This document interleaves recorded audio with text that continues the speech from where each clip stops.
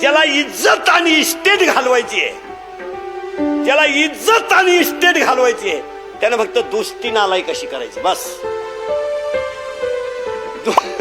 दोस्ती नालायक केली का आपल्या जमिनीला आपोआप गिराईक लागतं.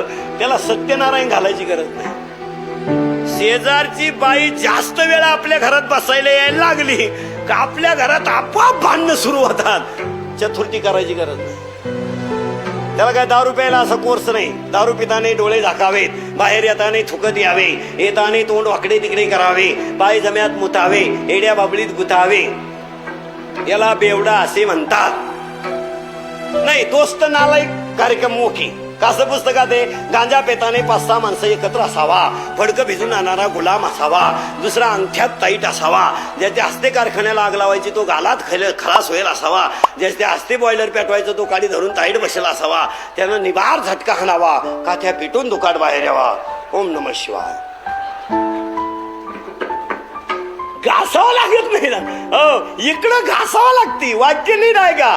विद्वान आणि धनवान तुकोबर आहे. किती धनवान नाम घेता काफे, किती धनवान कोण तुकोबा तुकिता तुलने से.